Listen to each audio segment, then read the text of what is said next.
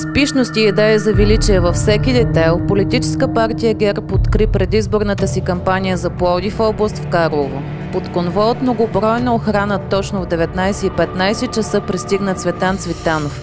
Листата на ГЕРБ за 17-ти многомандатен избирателен район представи водача Здравко Димитров. Уверени в победата си на 12 май, господин Димитров и Цветан Цветанов не забравиха обаче да направят аналог с управлението на тройната коалиция, за да изтъкнат собствените си предимства. Това по стара българска рецепта заприлича на очерняне на другите, за да изглеждат бели те, което не изглеждаше уместно в контекста на демонстрираната увереност и сила, ако тя е реална. В комичен диалог между артистите Рачков и Зуека от пълна лудница бяха осмени всички заявени положителни идеи в програмите на БСП и БСП.